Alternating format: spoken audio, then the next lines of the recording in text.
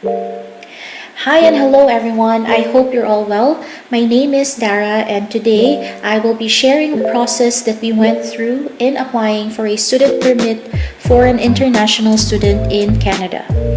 I will try my best to clearly explain the steps that we took when we submitted our application. Before I begin, let me just make it clear that I am not an expert. I am not an immigration consultant, and everything that I will be sharing in this video are all based on my personal experience and research. Hopefully, this will help others who are interested in or already in the process of applying for a student permit in Canada. You can always check the IRCC website or consult a licensed immigration consultant or lawyer. So let's begin. Step 1. Decide on the province you want to study and live in. There are several factors in choosing a province depending on your priorities. One is having relatives and or friends living in the same area. Or it can also be the weather. Canada is known to be a cold country, but every province has its own climate zones. Areas in the north tend to have colder and longer winters compared to other areas. You may also take into consideration the cost of living for a single person or for a family if you decide to bring your family with you during your studies.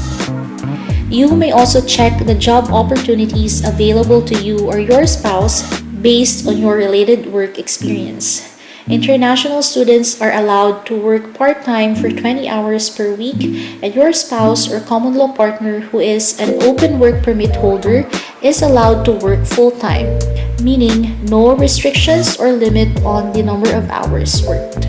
In our case, we decided on British Columbia since my husband's sister and her family are living here, so it will be easier for us to adjust knowing that we have family living nearby. Step 2. Choose your school and program. Once you have decided on the province, it's now time to choose your program and school, or school and program.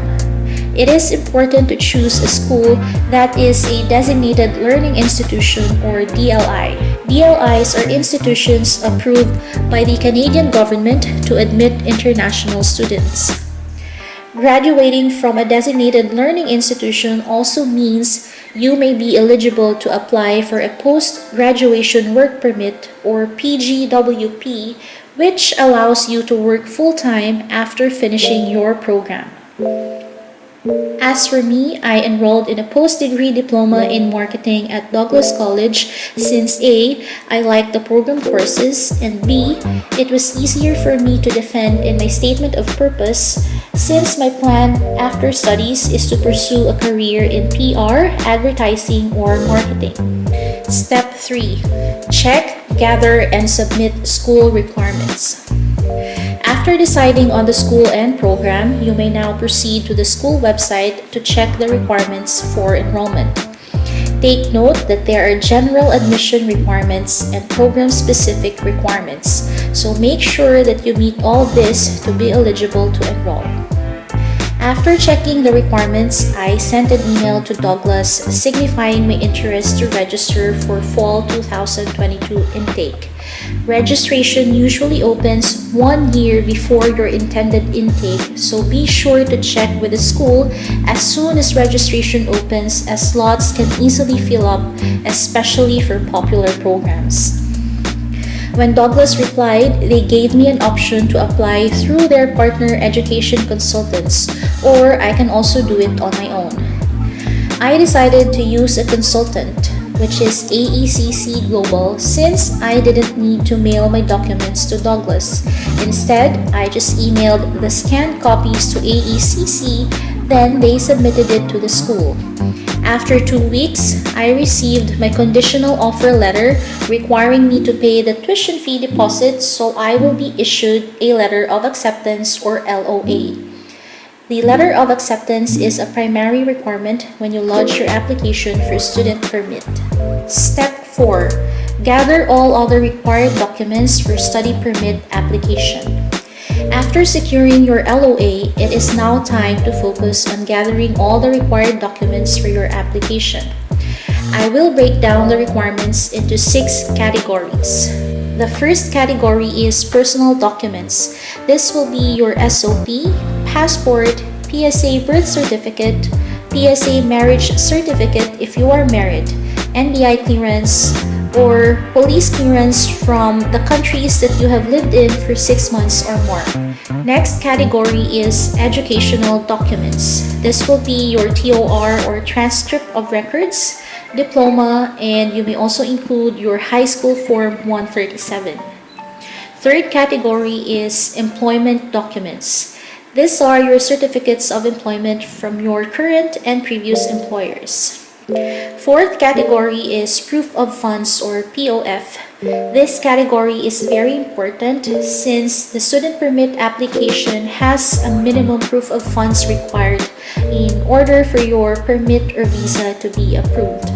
So in this category, you are going to present your bank statements, bank certificates, investment certificates, payslips, tuition fee deposit or tuition fee payment receipt. Fifth is home ties. You need to show the visa officer that you have strong ties to your home country, and you can do this by showing proof of ownership of properties you own and any other assets that you may have. You may also stress your close ties with family members, relatives, and friends who live in your home country. Lastly, your travel history. These are all the visa stamps and exit entry stamps on your passport for all of your travels in the last 5 years. If you have expired passports that also has visa stamps or exit entry stamps, you also need to scan all of this and include it in your application. Step 5. Work on your statement of purpose or study plan. While gathering all the documents I mentioned earlier, now is also the time to work on your statement of purpose. Your statement of purpose is the make or break of your application. Of course, I'm not saying that the SOP is the sole basis of the visa officer's decision. All the supporting documents that you will submit will also play an essential part in the VO's decision-making process. So, what is an SOP, or what do you put in your SOP? Basically, it contains your study plan, why you are pursuing this certain program in Canada, why Canada, and what benefits it will bring you in the future. Step 6. Create a GCKEY account. Now that you have finally written and proofread your SOP, it's time to create your GCKEY account. This is a secure online portal that allows you to access government services like visa or permit applications. Once you sign up, there will be a set of questions, and your answers to these questions will determine the IMM forms that you will need to fill out and submit. Make sure to answer the forms correctly and honestly. Also, double-check everything before uploading, just so you know you have the right documents. After this, you will be asked to pay and confirm your application. That's it, all done. Breathe and relax. Now that you're done, don't stress yourself too much thinking about the what ifs and the what could be. You did your best, just leave the rest to Him. Good luck and God bless on your application.